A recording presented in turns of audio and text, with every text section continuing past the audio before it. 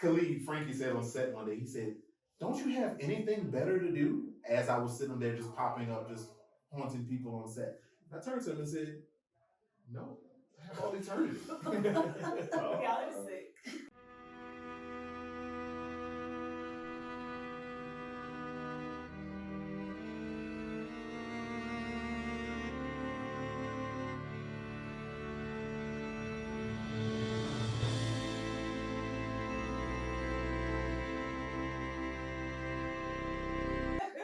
No, but yeah, let's dive right into this. Jamal, you go ahead and do the introduction, my guy. But we're gonna definitely freestyle these questions. Let this man be himself. Use himself on. I was say I'm a former radio personality. So Okay, we can go. So you can lead us. We can go. Oh my God. You can lead us. Well, yeah, okay. Well, welcome, man. Welcome. Thank you for bringing your talents to the set. Yes. And portraying and energy. Yes. All right. What role did you play? I played the Apparition. Apparition. Yeah. Right. And what spoke to you about the Apparition? Why did you want to, take on that role? Well, the funny thing was I didn't want to take on the role. So when I submitted, the Apparition was not on the list of names that I reached out to them about. When I got them, I was like, okay. But so I'm a real big fan of. So I don't do scary movies. So that's something else that we do. I don't watch scary movies at all. So, but I'm a fan of complex characters. Yeah. I actually really enjoy bad guys that seem good. So to have that depth there, to be likable in all the menacing and all that stuff, that really spoke to me. So Heath Ledger's Joker is a really, really big one for me. Joaquin Phoenix's Joker is a big one for me. Danny DeVito's Penguin. And one of my all-time favorite characters is Jim Carrey's The Riddler. Yes. So I kind of looked at some of that and said, you know what? Oh, and I got to throw Beetlejuice in there. Yes. So Michael Keaton Beetlejuice, I was like that. I looked at it and said, I have an opportunity to have fun.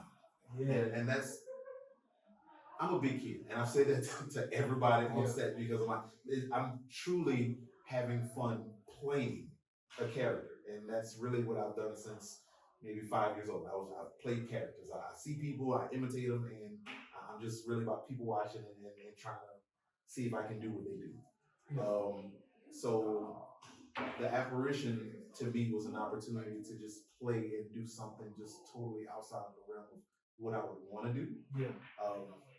I find it funny. We actually had a conversation outside a minute ago, but first day on set, it might have been right after, and I just told some wife, maybe right after Jay put my eyes in, that I said, there's no coincidences. And she's like, exactly. And that's been like a theme of mine for years now. Everything happens specifically for a reason. I don't necessarily understand it or agree with it, but there's a plan there, so I'm gonna follow it. Yeah. And I wouldn't have picked the Apparition, obviously.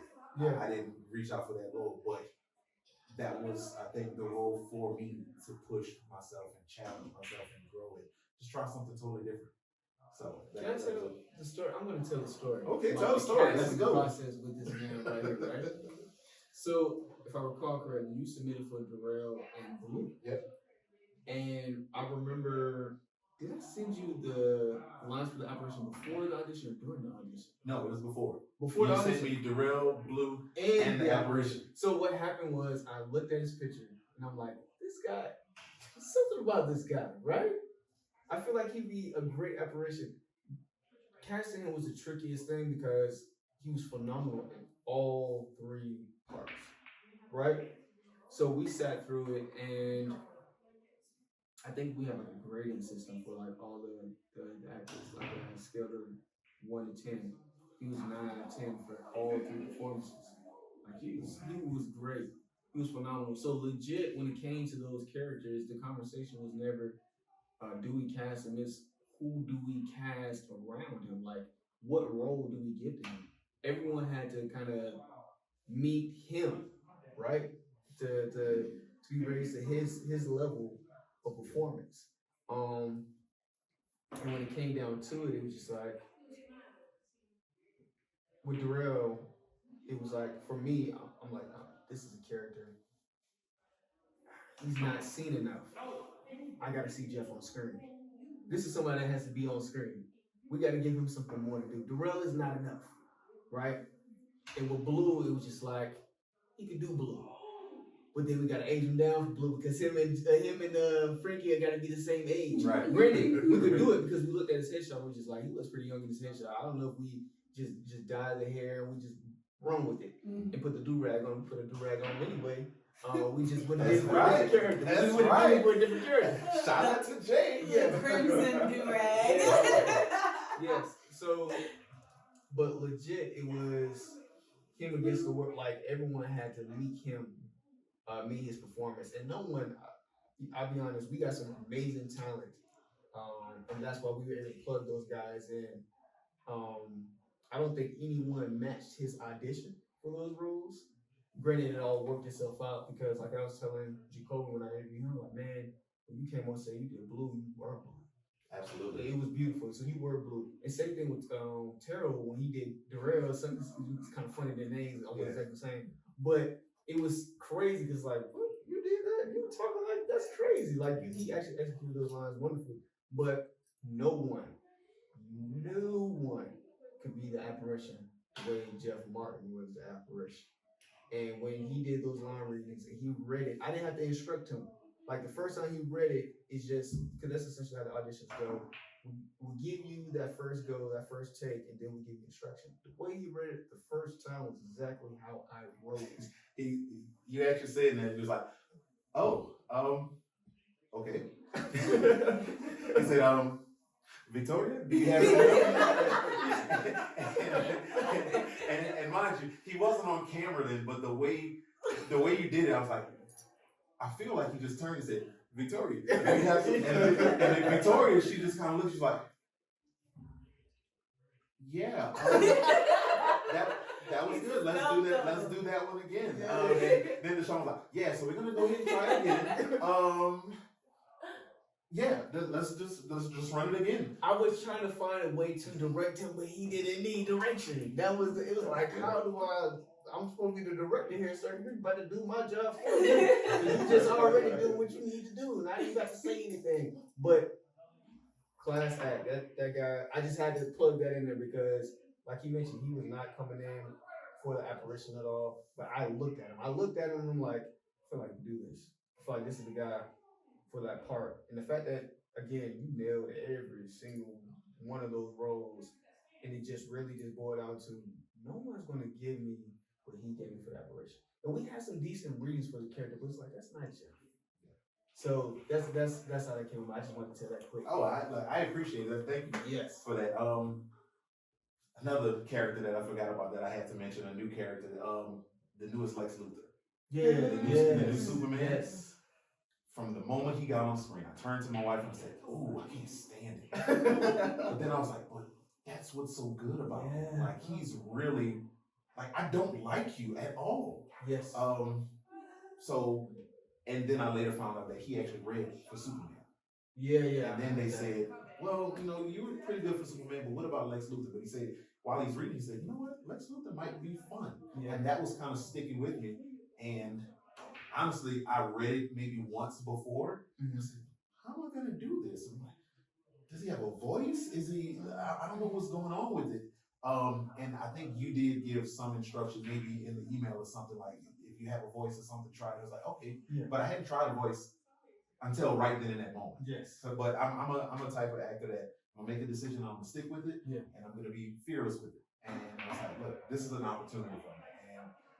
It was just something about when I reached out to you and the way you communicated everything. And I'm like, okay, we're getting emails in here. Like, he was like, well, this is my plan for everything. And, well, send this information here. And this is my broader vision. And I was like, I haven't seen anything like that. And that was what I said, I want to be a part of that. Yeah. And that was the most important part for me. So once I said, okay, I'm going to do this. And this is a role, this is the role. But let's try this one and let's just, see what happens. But I wanted to be a part of it. So that was the biggest thing for me. So when I got the email that said congratulations, I started running around the house like, guess what? Yeah. Guess what? And she was like, seriously? I said, no, seriously, guess what? So, and I don't know if I told you this. So I got a day player role after I got cast for this movie. Yeah. So this is the first movie that I've actually been casted. Wow. This is my first movie. Right. So to say that, and like, I am so grateful. Yeah. Like, I'm so appreciative. I've been on sets before, I've done extra work and things, and from the crew, the rest of the cast, everybody was so positive and just every day I'm sitting there learning something while I'm still trying to be in character and just, immerse myself in everything that's going on. But it was like, this is something special. And I don't know if you guys know that, but this is not the norm.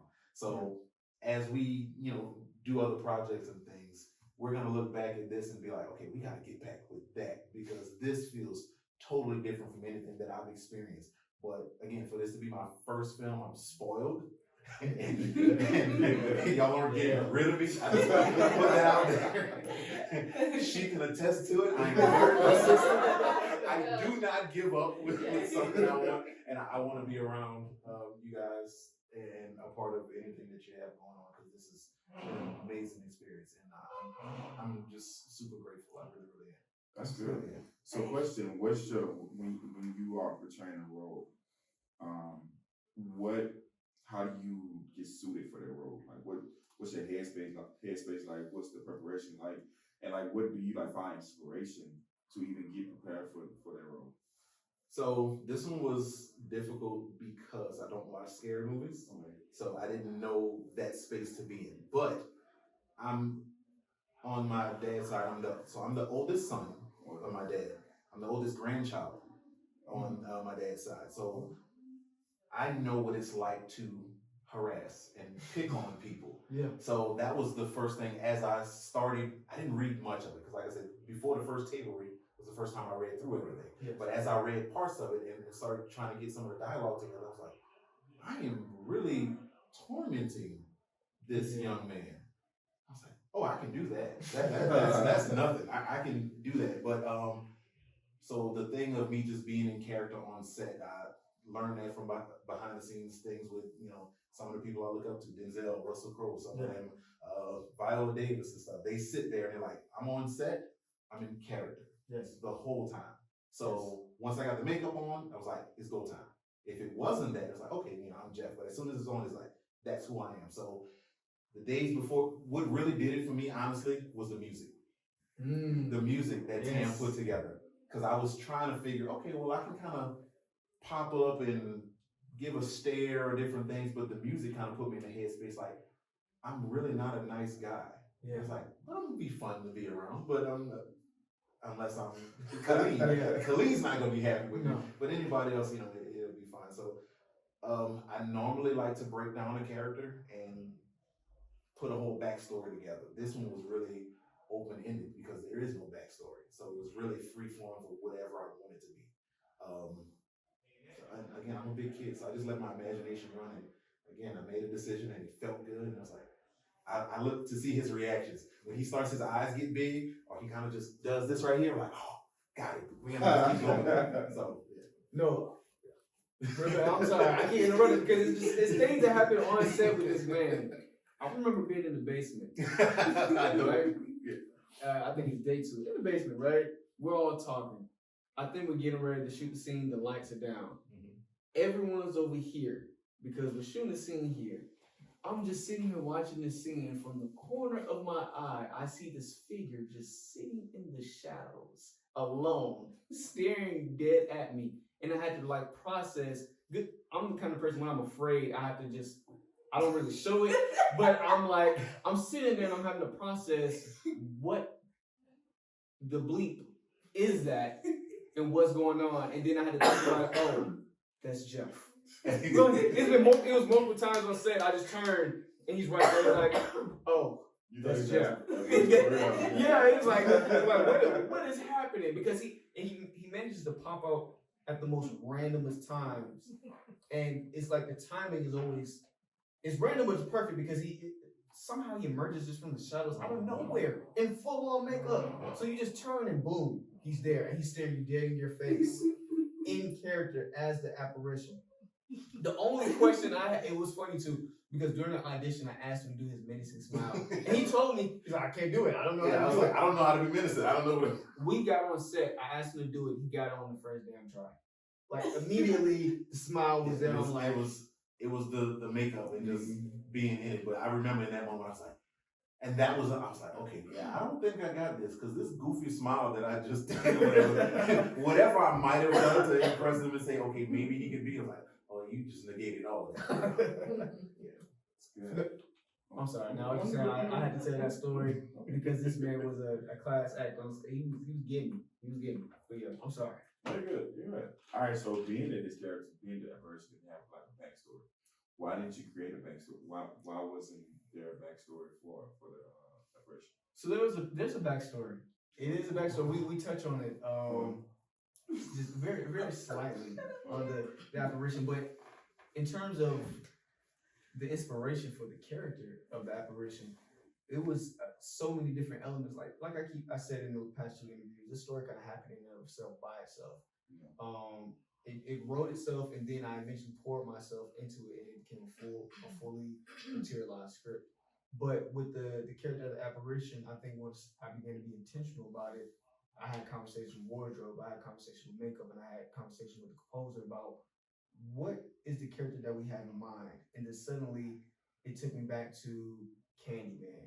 I told these guys during the table reading, like the day before production, I sat down and I watched Bones, the 2001 movie with Snoop Dogg. It was people a bit familiar with Afro spirituality. It was popularized by Weed. He pulled inspiration from that and so forth and so on. So the character happened, and then once we became intentional about who this character was, that's where those inspirations really began to be pulled from. With these other figures in Afro-American mythology, spirituality. So yeah. So I'm guessing that was a significant part of the apparition was a significant part of the psychological, the horror portion.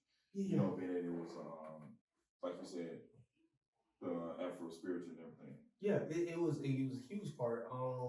The reason I executed the film as a psychological horror was because, like I tell people, this film, the context of it is not different from any other black film about the day in the life of a black man. This is Boys in the Hood. I just add this horror aspect to it because I want people to dive into the psychological toll on these circumstances and situations of the individual. And in terms of the apparition as a character and pulling from inspiration from all these other characters, I think what I came to the conclusion of, and I had a conversation with someone else, was that there's clearly a story here with this spirit. Because in every Candyman with Bones, and like I said, I told these guys I hadn't watched that film since I was a child, but for some reason it just came to mind. It's almost like there's a story that needs to be told. The story of this figure in the black community that's wrong and manifests itself again in this very vengeful way. And I think the fact that the man at the crossroads is something that's within black culture and black identity is almost like, hey, maybe this spirit, maybe this entity, maybe there's something out there that's trying to get a story told, and this was just another adaptation of that story. Do you think the apparition was lonely in the spiritual world, or he's just malice and just? I think the apparition is complex in that we see Khalid's father, but the apparition does not identify as Khalid's father. Khalid's father is just a mask. The apparition is a liminal spirit. He occupies multiple planes of existence. I don't think he's so much as lonely. I don't even think he's so much as vengeful. I think he has a particular agenda, and he uses these emotions as a medium to manifest. You know, if the objective was to be the angel of death, what better way to enact or cause or bring about death than using vengeance or anger or hatred and so forth and so on. So it basically manipulates and uses those emotions to reach its ultimate goal. But I don't think it has any particular emotional connection or I don't think the apparition is frustrated with any of the characters in the film or there was any real emotional connection. It's just, this is my role. in the spirit realm. I occupy these planes of existence, and this is part of my job and what I do. So he's the devil, in a sense, because the devil really the devil just like to do it just for the hell of it. It's complicated. I think, and if we think about it in the lens of traditional religion, it's very much the idea would be the devil. But when you think about Afro spirituality, especially Afro American spirituality, the man at the crossroads is never determined to be the devil. He's just, first of all, the concept comes from a liminal spirit in African spirituality in general. Like I said, we pull inspiration from Papa Legba. Papa Legba comes from Haitian Vodou, but that spirit comes from Allegra from Vodun. And if I remember correctly, I think the spirit also branches into Yoruba Ifa religion. So it's a spirit that was brought across, and then when through the whole process of being introduced to Christianity, yes, he does take on elements of Western ideas of the devil. But I don't think the apparition in and of itself is the devil. I don't think, if you think about it, the apparition doesn't do anything wrong. I think that because the decision is completely and entirely upon the characters in play in the film. I don't think any of the characters who, when wrong comes to them, it's not like they're innocent. It's not like they're victims. I mean, these are people who, it's almost like he's an initiator of karma. And in one of the and one of the conversations, the dialogue that he has with Khalid, he basically articulates that, like, yo, the moment you played my game, you became a player. You've always been. Yeah, it was. Now I'm letting you know that you weren't aware. Now I'm letting you know. Yes. And I have a job to do. You have a job to do. Actually, you have a choice in the job that you do. You have a choice. Yes, exactly. So that's essentially it. It was never, like I said, I don't think he has any particular emotional connection or need to cause mischief. And in fact, he's not actually doing anything wrong. He's simply existing, and he has a role in things, and he kind of functions as a balancer. And really, the only people who fall victim to him are the people that lean into him. If you notice throughout the progression of the film, at the very beginning, the first half of the film, Khalid is haunted by the apparition. But as we progress, his feelings are no longer associated with fear, but just frustration and annoyance. So there's now a sense of familiarity between him and the apparition. And whereas before the apparition was outside of himself, now they begin to operate simultaneously before, in the end, not going to divulge too much, but in the end, the apparition is no longer there visibly, but we know he is spiritual. So it's yeah. That's good. At one point. So, Mr. Jeff, Yes. you have children, don't you? I do. What are your children? I have 2 sons. You have 2 sons? What are your children? What are they? I love you guys. I promise. I think that's. I have 3 young men. Zakai, Jalen, and Ethan. Okay, so being that you played the apparition and it is supposed to be a symbol, like the way I perceived it was like an embodiment of Khalid's like guilt or some type of like emotional trauma that he went through. Mm-hmm. How dangerous do you feel like that these temptations for him to get involved in like things of like aggression or gang violence or murder came in the same face as his father? Like, how does that, in your mind, how do you get into the headspace of having not only play that role, but how does it make you think about your relationship with your sons and about how they interpret messages from you? So it actually was totally separate.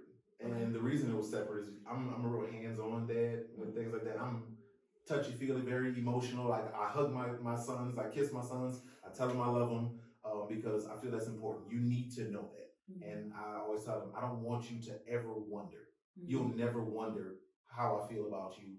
And when I'm no longer on this plane of existence, you'll never wonder how I felt about you. Mm-hmm. You will always know. It'll never be a question. Khalid and the, I guess, physical manifestation of his father, they didn't have that. From the beginning, there was a connection, I think, just from a familiarity to see a face. A show that I really love was Supernatural. And in that, when Death showed up, Death had different forms, but when they addressed them, they said, "Oh, that's Death." It's like, "Oh, well, there's a different face to the person," but it was always somebody familiar to the person in the show that they were showing. So I just felt that whatever I was just something that Khalid recognized enough to allow to affect him. But with my kids, I'm here every day, from diapers to bringing to college. I've just been there and been a part, and that was just so important to me. There may have been a time where the apparition before was regretting, because it's a 13-year span from the moment he's no longer here to the moment he pops back up again in Khalid's life. And it's just, there may have been a moment where he's like, I missed out on something. And I kind of played around with that on set a little bit, like, nah, the reason you turn out the way you did now is because I've been gone. And, if I'd have been there, but none of that reflects in like the script or anything. So it's like, I don't care about it. So I had to really separate that, because I care about everything with my kids, even to a fault. Because there's times where I've been like, I'm just trying to help you right now. Do you not understand? Do you not see that? And they don't. I'm a sucker. Yes, my wife said I'm a sucker. I am. I'm sweet. And I just want to give attention and try to give you all the instructions and guidance to where you don't make some of the mistakes I did, and you avoid the pit stops and pitfalls and speed bumps and all this other stuff. But sometimes they just want to learn things on their own. I'm like, okay, well, that's fine. If and when you mess up, I will be there to pick you up. I will probably be there to grab you before you fully fall, because that's just who I am. The apparition was like, you can fall a little bit. You can scrape me. Oh, you broke your leg? Well, you'll be all right. Get up. Shake that off. So that was a huge difference with that for me personally to that.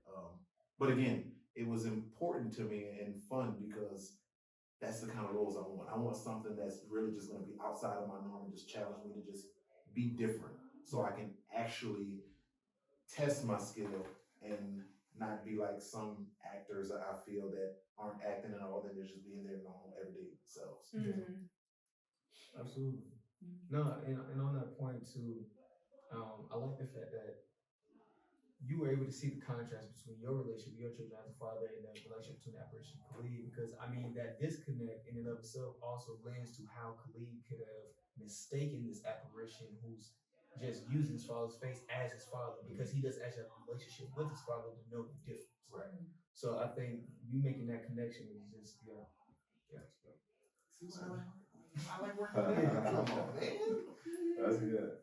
That's good. All right. We touched on so much of that. Sorry. I want to hear more a little bit about how, like, mental health, like there's a relationship, I feel, between spirituality and your actual mental health, because I mean, energetically there's like a sense of like whatever you think or whatever you say comes to fruition. So I think in this script it's very interesting how you kind of get a sense of how Khalid really feels, even though he's not showing it. He's not really, even in his dialogue, he's not really like expressing that he's upset about his relationships or there's something wrong.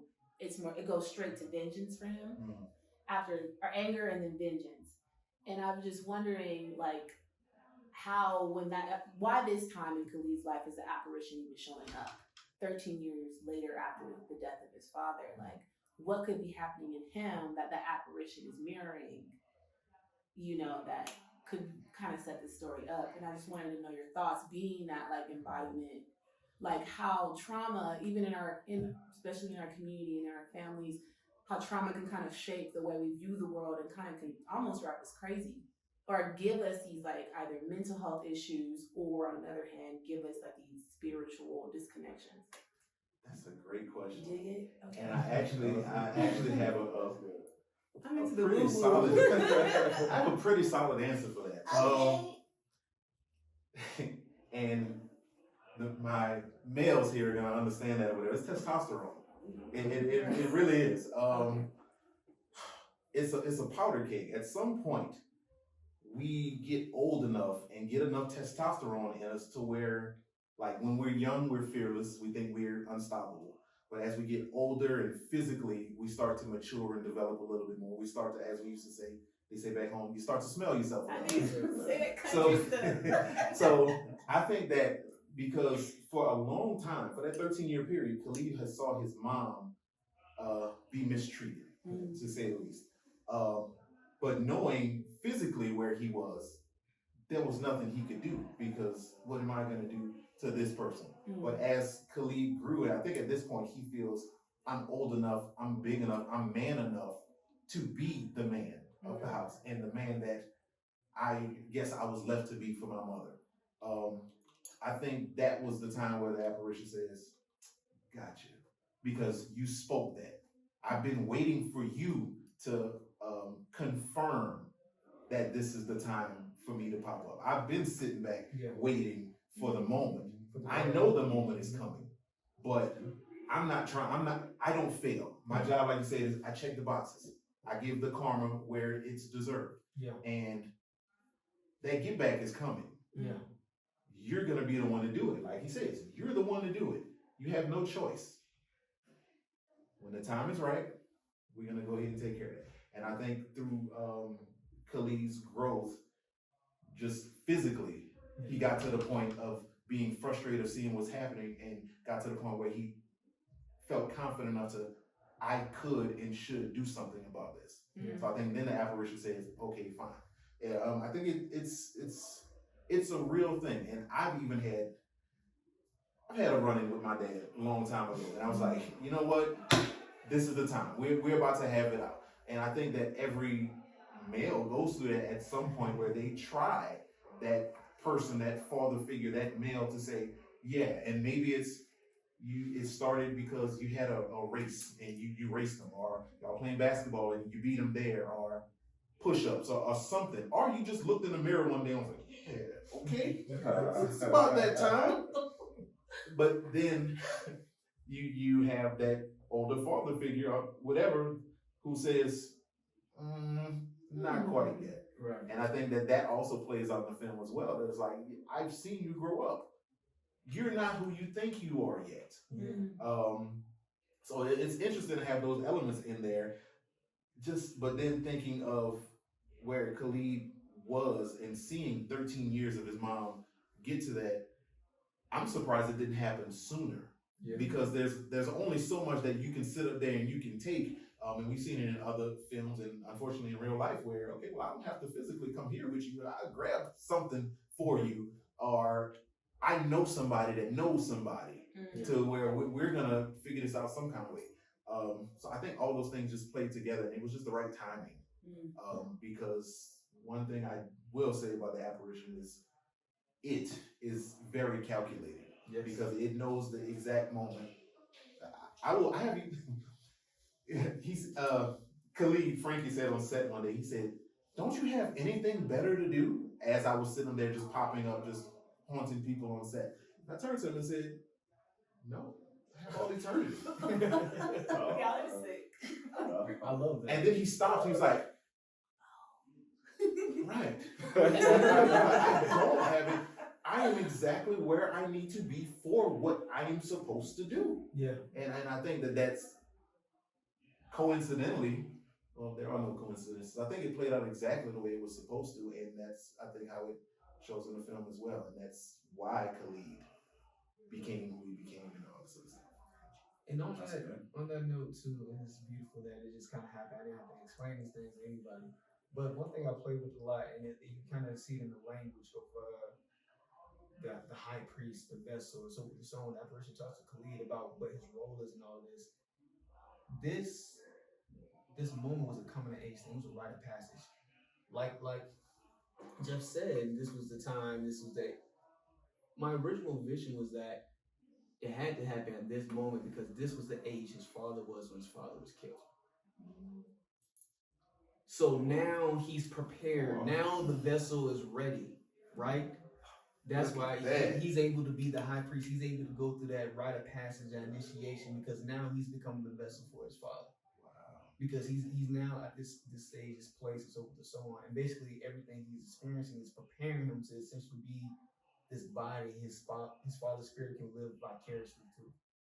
So I love the fact that they were able to kind of grab hold of this without me having to sit there and have a conversation, grab their hand, and kind of walk them through this creative process. Everyone on set was just really able to just flow and get in that frequency and interpret these characters in their own unique way. And it just so happened that their unique way of interpreting these characters was exactly where I needed them to be. So yeah. I will say this again. This is That special. was good. It doesn't always happen like this, but this is special. So, Yeah. That was good. Look, man, y'all We might as well do this. Look, y'all done did the thing, man. So, I guess, what's next? Well, no, you just spoke about that. Good to have you, man. We can Go with it. Go with it. We're all that's done. How would you encourage your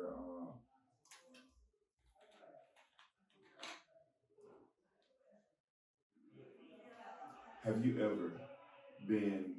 ever had first-hand experience of domestic violence? No. I am fortunate to say I have not personally experienced it. I did have a high school friend who unfortunately was killed by her daughter's father. And it was an actual I wouldn't say interesting, but it was a strange time in the sense of we had disconnected and we were all, very familiar with each other. And we randomly reconnected. And a few months later, we were seeing a news report about that situation. So, not directly personally, but indirectly, I have unfortunately experienced some of that. And I don't wish something like that on anybody. I always encourage people that I like to say it's never that serious. Like there's too many people out there. There's too many opportunities. You don't have to hold on to somebody who doesn't want to be held on to. A relationship, love, or whatever, it's reciprocated. So if it's only one-sided, that's not love. That's obsession. Yeah. That's totally different. I'm fortunate to know what love feels like. Yes, sir. Brownie points. It means a lot though to understand and know the difference and to try to explain that and share that with people. But there are lots of instances through TV, social media, and different things like that where people see it and they believe that that's what it is, not understanding the work that goes behind it to establish that, but also keep that going, that continuity. So. How would you teach your sons about domestic violence if you've never gone through it?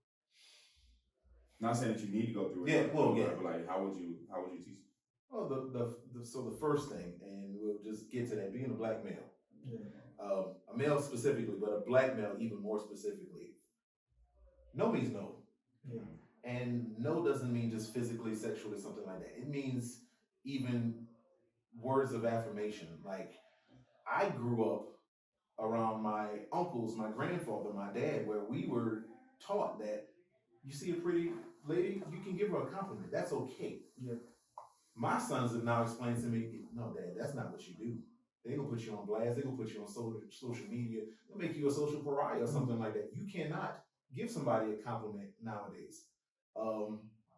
It's frowned upon to open doors and be chivalrous and things like that. We still teach that to our kids. Yeah. My wife does not. She walks to a door and stands there. Yeah. And it's me or one of us. We know, grab the door, open the door. And that's just what it is. My youngest son has a girlfriend at the moment. And he knows how to respond to her and how to treat her and how to act with her.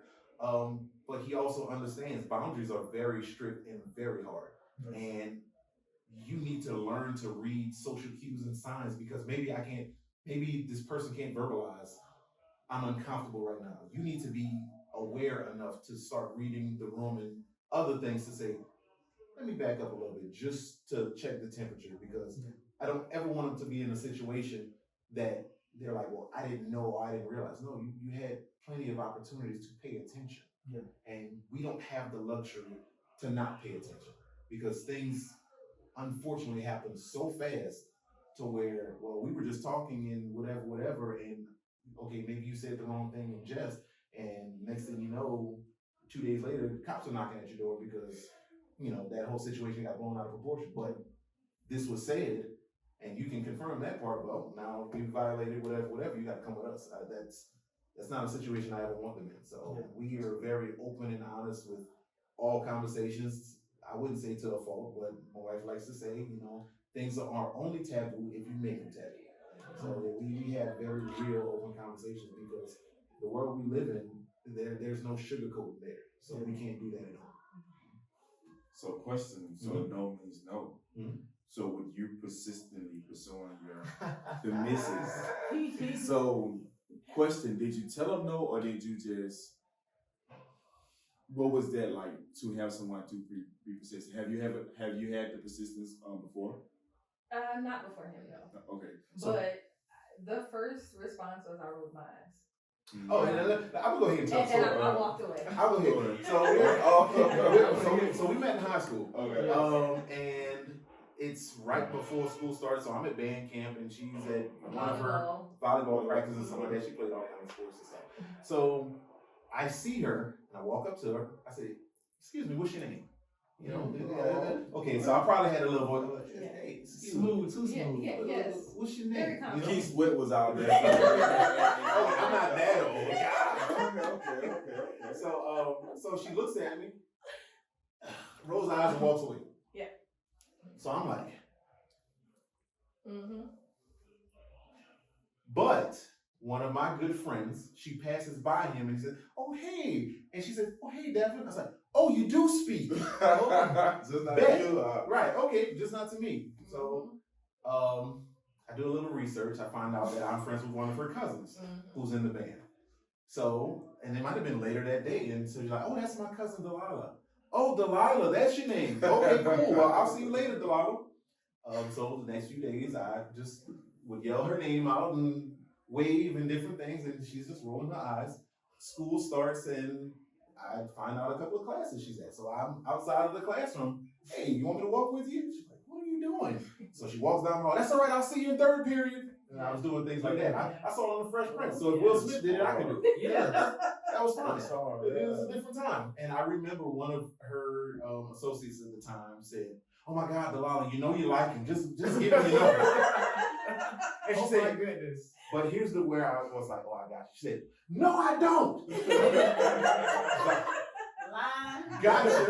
Yeah. So that's how that started. You know what's so funny about this? When you watch movies and whatnot, people always think the football players are the ones that get all the girls. But when you're in high school, because I played football, but I know people who in the band and these other clubs, those are the ones that actually pull a one. Those are the ones that are actually I don't even know her. What do you even? We actually have to pursue them. We actually gotta try. They already know their names, their numbers, and everything else. It's their work to go into. Yeah. I just want to say I did play sports too. I played tennis, a little bit of basketball, I ran track and all that. So I wasn't just the man. So he was.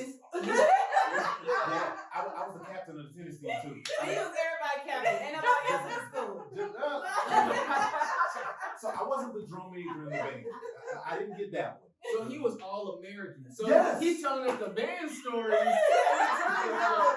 he's at the top of the food chain. All these people looking down. That's why I was like very confused. Like, Right. I'm captain of X, Y, Z. Matter of fact, let me put this one out here. I was also in the gentleman's club. Oh. Every Thursday we Man, cool. Right. I was like, what's up? Yeah. I was like, I don't understand this at all. I was like, she was playing with you. I was like, you're playing with me. I can make it easy, right? Right. I was like, you playing with me.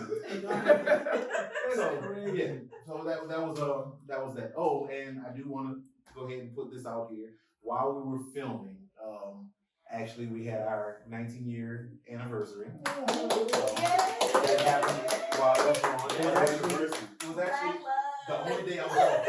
The only day I didn't film Yeah. that Tuesday. Yeah. Oh, Tuesday, yeah. That Tuesday was our yeah. anniversary. So yeah, so Happy we got to celebrate Yeah. some of that, and Yeah. she's sat up there and was like, "Okay, so if you're gonna do this, I need you to do this." I was like, "Okay, yes, ma'am, got it." Yes.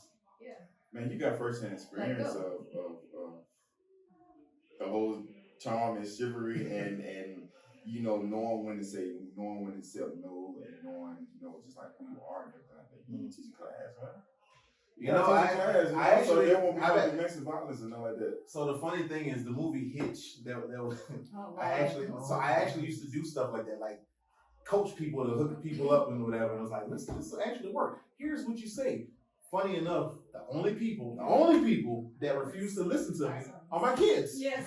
Wow. Listen to. Yes. Wow. And the craziest thing was, she would be like, What's up for your name? "Do you know who your dad is? Right. Let me tell you." She's Like, like, no, "No, no, no, no, no, no, Oh no." my No, God, no, now she knows. She was like, no. Okay. She said, no, sit down. Right. Jeff, go ahead. Go ahead and tell them about you. It's fine, I'm gonna get upset. Go ahead and tell them about you. Tell them.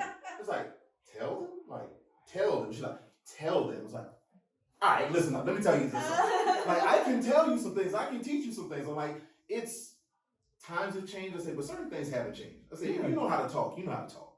I was like, Yes. if you got some game, you got some game. I say, but it's not just about the words. It's about y'all can feel and view confidence. It's like, you can, there's no way. You can walk into a room and feel it, and if you don't have it, You just don't have it. I was like, and it doesn't matter. I was like, the funny thing is now they can point out what we used to call a lame, a duck, a simp, somebody like that. They're like, see, he not the one. Yeah. Like, but I know, like I've learned over the years to turn it up and turn it down. Like if I want to turn it up, I'm gonna go in a room and they're gonna see. It's like, who's that? He used to get me in trouble, so I'm good. Okay. But it's not. It really starts with the confidence. And I used to actually try to explain that to some of my friends, and one of my best friends that I met in college, he used to say all the time, you Martins, you and your brothers, y'all just women just love you. I say, no, they love what we're about. They love what we exude. I say, so it's not hard. You have it in you. Like we all have it in us. Yes. It's just, do you believe you have it in you? Because if you don't believe it, they know it. They see it. They're like, oh, he not him. Yeah. But you can tell the difference, and It's funny that you mentioned that with confidence, because at the beginning of this interview, you said this was your first film project. I kid y'all not. During the casting process, he was so phenomenal. I was doing everything I could to find other projects he worked on. Like, he never explained to us what his experience was beforehand or anything else. He just came into the interview, did a phenomenal job, and clicked off. So I'm like trying to look at his resume and everything else. I'm like, what else has this man done? Because he's amazing. It turns out you haven't done anything. I literally, honestly, have been acting and creating characters in my head and making voices, and like I have different. I have different personalities and people that I play at random times or whatever. I'll call I did it to my brother the other day. That was doing one character, and my wife said, "Oh, has he met such and such?" And then I flipped to that character. Like I'm really, Jim Carrey is really one of my all-time favorite actors, just because of how flexible he is at any given moment. You know, I admire and am inspired by Denzel and Idris and some of these other strong black characters, but there's something that's specifically unique about Jim Carrey that nobody else does. And I was imitating and doing him since In Living Color. Yes. So Fire Marshal Bill was one of my biggest bits that I used to do. And but I'm a theater person. That was also something I did in high school. She didn't think that was cool at all, but I did do theater. Because tennis was about showing When I first got to college, I was a theater major, and I remember I was at Southern University in the band, and Dr. Knighton said, "You a theater major? So you want to go to Hollywood?" He said, "So you want to go to Hollywood and be an actor? What you over here for? Can't nobody tell you what you need to do over here. You need to go over here and take your ass to Hollywood." I was so offended because I'm like, I'm in school.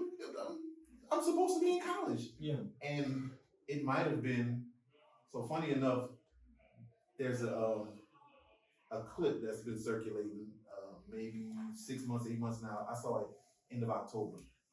this content creator was on the red carpet, saw Denzel Washington. He said, well, I do all this work. I want to do like you and this and that. He said, well, if you want to do what I do, you have to do if you want to be where I'm at or whatever, you have to do what I did. You got to get on the stage. Yeah. And that part, I was like, I got to get back to that. And I started thinking, I was like, that's originally who I said I was. Yeah. And that goes back to the confidence and the belief. If I am who I say I am, I have to do the things that I say I want to do. And I remember having a conversation with my wife, and I said, Denzel said, I got to get on the stage. I got to get on the stage. Yeah. That was the conversation. She said, well, if you're going to do it, I appreciate my wife so much because she's the accountability person for me.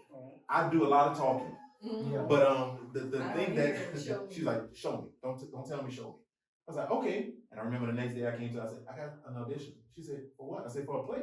She said, for a play? I said, well, we talked yesterday. You said I gotta get on. I was like, no, I'm going to audition. And then the next day I had the audition, and then I said, I think I got the role. And then the next day after that, he was like, so would you like this role? I was like, absolutely. So November, I got booked. I did that play. Then right after that, I did another play. And then right after that, we talked and I got to the movie. Wow. So yeah, it's been a whirlwind right now, but I'm just trying to be who I say I am and, show it. And Yes. not talk about it. I think Jelani, was it you I spoke to about the kind of actors I'm always looking for? Instead of because I prefer working with stage actors, right? Yeah. So it was funny enough, because I think it did pop up on your resume that you did theater. Okay. And that was another just amazing coincidence. Like the actors that really resonated with me were exactly the actors I wanted. Like everyone was a theater kid. Like Frankie was a guy, like he said, he did theater for years. And he was like, okay, if I'm gonna do film full time, I gotta do some screen stuff. Yeah. But he's a theater kid. You're a theater kid.